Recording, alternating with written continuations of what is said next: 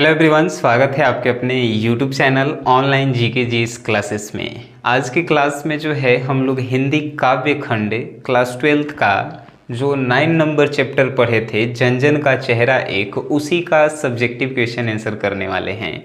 यकीन है कि इस वीडियो के बाद आपके सभी सब्जेक्टिव से रिलेटेड डाउट्स जो हैं क्लियर हो जाएंगे। और इससे पहले वाला वीडियो आप नहीं देखे हैं तो जाकर देखिए, उससे आपके ऑब्जेक्टिव क्लियर हो जाएंगे, है कि नहीं। चलिए वीडियो को हम लोग शुरू से देखना चालू करते हैं। पहला है क्वेश्चन नंबर, इसमें 12 क्वेश्चंस हैं। पहला क्वेश्चन है कि जन जन का चेहरा एक से कवि का क्या तात्पर्य है। यानी कि जन जन का चेहरा एक जो कहा गया है, इसमें कवि क्या कहना चाहता है। तो जन जन का चेहरा एक से कवि यही कहना चाहता है कि आप किसी भी विश्व के किसी भी कोने से हैं, लेकिन आपके जो मुख की आकृति है वो सबका समान ही है। सब जो है दुख सुख में जो है उनकी मुंह पे जो है झुर्रियाँ पड़ती है, वो सभी एक समान ही होती है कि नहीं। अगर आसान भाषा में कहा जाए तो जन जन का चेहरा एक से कवि यह कहना चाहता है कि आप किसी भी विश्व के किसी भी स्थान से हैं, आपकी जो है दुख और उत्पीड़न के प्रति जो आपके फेस पे झुर्रियाँ हैं वो एक समान ही है। आप सभी की मुख की आकृति जो है एक समान ही है, ठीक है। अगर आप इसका नोट्स चाहते हैं इन सभी के क्वेश्चन आंसर का, तो आपको हिंदी के 2023 topper batch WhatsApp paid group को ज्वाइन करना होगा, ठीक है। जिसमें आपके जितने भी क्लासेस हैं वो जो छूटे हैं, यानी कि हिंदी ग्रामर आपका छूट गया है, हिंदी फिर गद्य खंड आपका पूरा छूट गया है, और हिंदी 9 चैप्टर तक काव्य खंड पढ़ाई हो गया है, ये भी आपका छूट गया है। तो उस सभी का पीडीएफ भी आपको ऑलरेडी मिल जाएगा जब आप ग्रुप ज्वाइन करेंगे।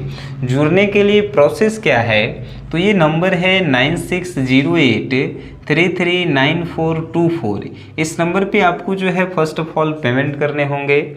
कितना, तो 101 रुपीज़ जो है पे करना होगा।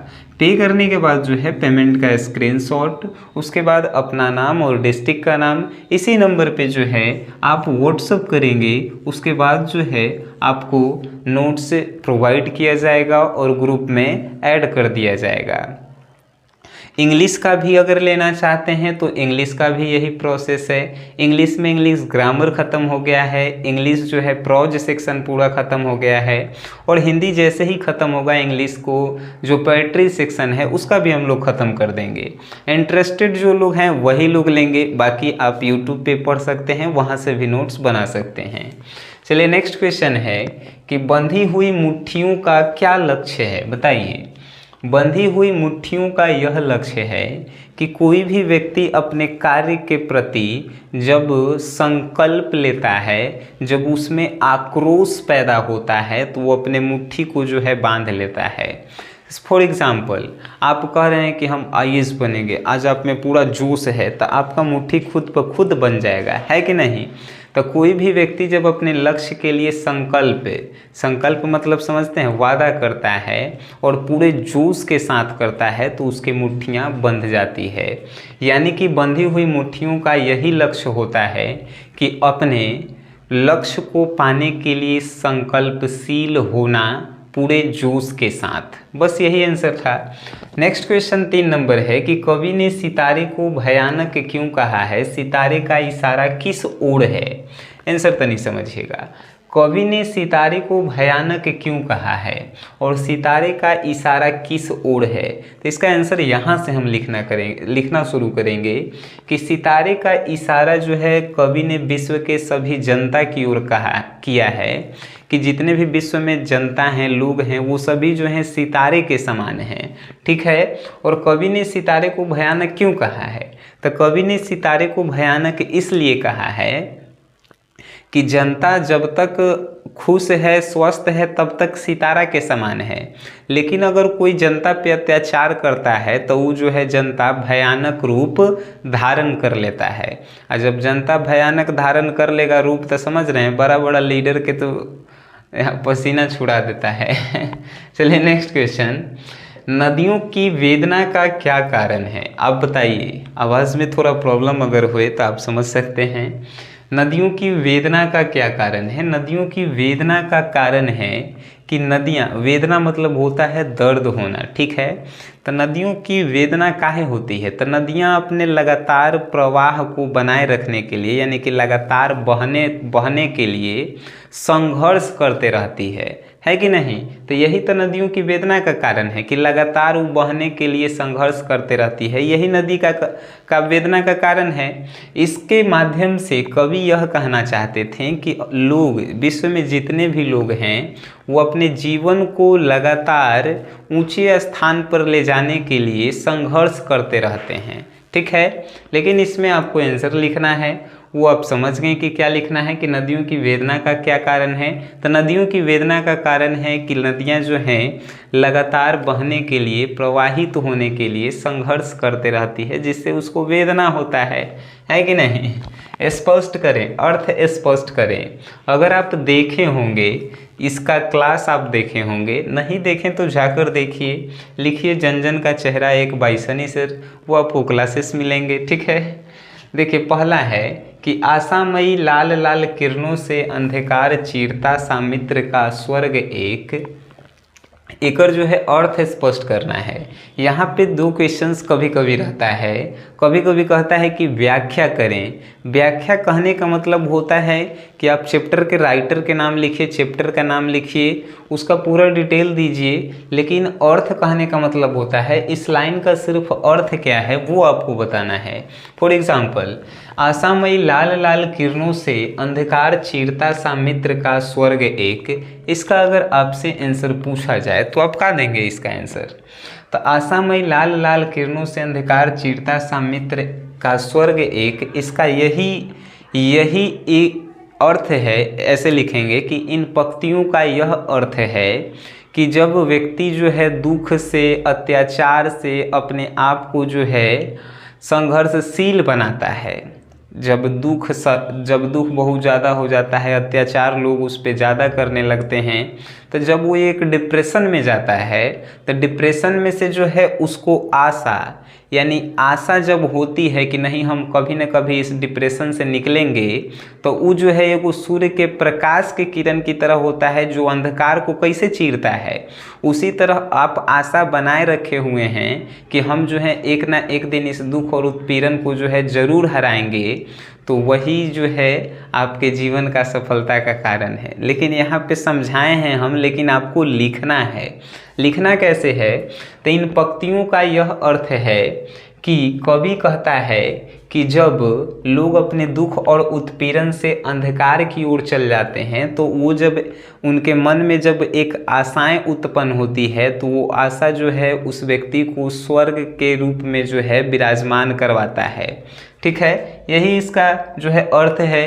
इसके नोट्स के लिए आपको अगर चाहिए नोट्स तो यहाँ पे आ सकते हैं, नहीं तो आप जो हैं लिख भी सकते हैं अपने से, वीडियो को पॉज कर करके, है कि नहीं। 6 नंबर, एशिया के, यूरोप के, अमेरिका के भिन्न भिन्न वास स्थान, भौगोलिक ऐतिहासिक बंधनों के बावजूद सभी ओर हिंदुस्तान, सभी ओर हिंदुस्तान। इसका तो आप आसानी से लिख सकते हैं कि एशिया, यूरोप, अमेरिका के सभी लोग जो हैं अलग अलग स्थानों पे जो है निवास करते हैं, लेकिन भौगोलिक ऐतिहासिक बंधनों के बावजूद, यानी एशिया, यूरोप, अमेरिका में भौगोलिक बंधन है, लेकिन उसके बावजूद भी जो है सभी ओर हिंदुस्तान हिंदुस्तान, यानी हिंदुस्तान का गुणगान जो है सभी ओर होबे करता है कि नहीं। क्योंकि हिंदुस्तान का सांस्कृतिक जो कार्यक्रम होता है, या जो यहाँ की रीति रिवाज है भगवान के प्रति, इसका जो है डंका पूरे विश्व में बजता है कि नहीं। तो वही आंसर है कि एशिया के, यूरोप के, यानी विश्व की सभी जगह में जो है भारत का जो परंपरा है, ऐतिहासिक परंपरा, उसका डंका यानी कि धूम सभी जगह मचता है, एक लाइन में कहा जाए तो। नेक्स्ट है कि दानव दुरात्मा के से क्या अभिप्राय हैं? दानव दुरात्मा से आप क्या समझते हैं? तो दानव दुरात्मा से यह अभिप्राय है कि दानव वैसे लोग जो पशुता के आचरण प्रदर्शित करते हैं। दानव जानते हैं केकरा कहल जाता है? जो मनुष्य रूप में तो है लेकिन पशु के तरह व्यवहार कर रहा है उसको जो है दानव कहल जाता है। और दुरात्मा ओकरा कहल जाता है कि मनुष्य तो है लेकिन दुराचारी के तरह व्यवहार कर रहा है, यानी कि लोगों पे जो है अत्याचार कर रहा है, ओकरे दुरात्मा कहल जाता है। तो यहाँ पे कवि ये कह रहा है कि दानव और दुरात्मा में कोई अंतरे नहीं रह गया है, दोनों जो है एक के समान हो गया है। यही यहाँ पे कहना चाहता है कि दानव दुरात्मा से क्या अभिप्राय है? दानव दुरात्मा से यही अभिप्राय है कि दानव वैसे लोग जो पाशविक वृत्ति के होते हैं, यानी कि पशु के तरह व्यवहार करते हैं, और दुरात्मा वैसे लोग जो दुराचारी होते हैं। इन दोनों में कोनो फर्क नहीं रह गया है, सब जो है समान हो गया है सब। नेक्स्ट है कि ज्वाला कहाँ से उठती है? कवि ने इसे अति क्रुद्ध क्यों कहा है? ज्वाला जो है मन से उठता है कि नहीं? इसका आंसर यही होगा कि ज्वाला कहाँ से उठती है, तो ज्वाला व्यक्ति के मन के अंदर से उठता है। कवि ने इसे अति क्रुद्ध क्यों कहा है? आपके मन में ज्वाला कब उठेगा? जब आप में जोश या आक्रोश कब आएगा? जब आप जो हैं क्रोधित होंगे, आक्रोशित होंगे, तभी तो ज्वाला उठेगा, है कि नहीं? तो ज्वाला कहाँ से उठती है? मन से उठती है। कवि ने इसे अति क्रुद्ध इसलिए कहा है क्योंकि ज्वाला जो मन से उठती है वो आक्रोशित होती है, क्रोधित होती है। नेक्स्ट है कि समूची दुनिया में जन का युद्ध क्यों चल रहा है? हमनियों के देख रहे हैं कि समूची दुनिया यानी पूरी दुनिया में जो है जन लोग जो है आपस में ही लड़ क्यों रहे हैं? तो एक आंसर तो आप लोग भी दे सकते हैं कि समूची दुनिया में जन का युद्ध इसलिए चल रहा है कि सब कोई जो है अपने दुखों से जो है पार पाना चाहता है, अपने जीवन को जो है स्वतंत्र रूप से जीना चाहता है, इसीलिए समूची दुनिया में जन का युद्ध चल रहा है कि नहीं? नेक्स्ट है कि कविता का केंद्रीय विषय क्या है? अगर आप वीडियो देखे होंगे तो उसमें हमने बताया है कि कविता का केंद्रीय विषय क्या है।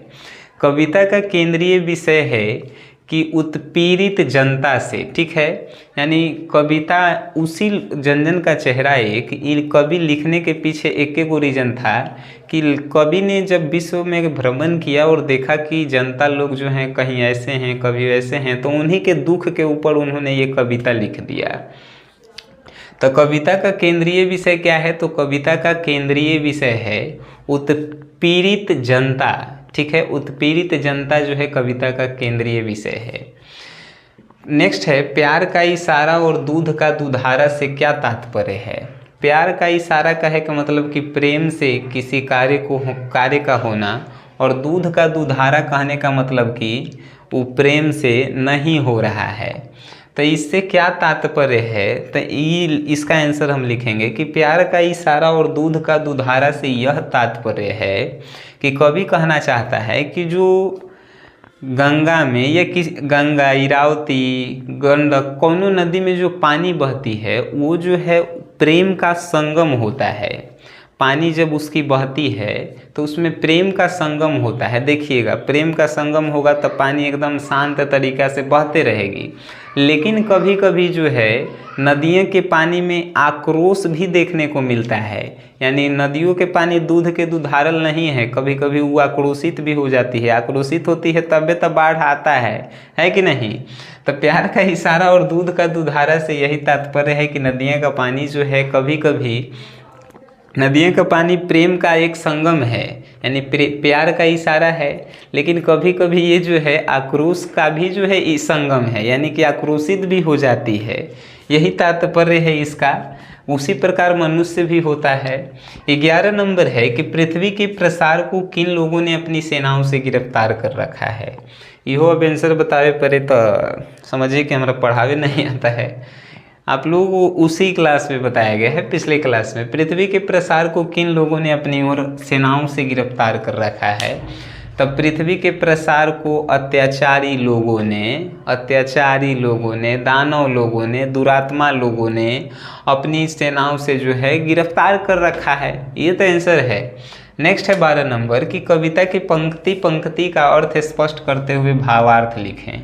आप लिखिए, वीडियो देखिएगा। जगह है पंक्ति पंक्ति मतलब कि एक गो लाइन के जो है आपको अर्थ स्पष्ट करना है और ऊपर भावार्थ लिखना है। समझ गए हैं? आपको तो लिखे पड़ेगा, है कि नहीं, लिख के आपको हमें भेजना होगा। और अगर आप एक अच्छे स्टूडेंट हैं तो आप हमें ज़रूर ये लिख के भेजेंगे, हमें आशाएं हैं। ठीक है, वीडियो देखे हैं तो वीडियो देखने के लिए आप सभी को धन्यवाद।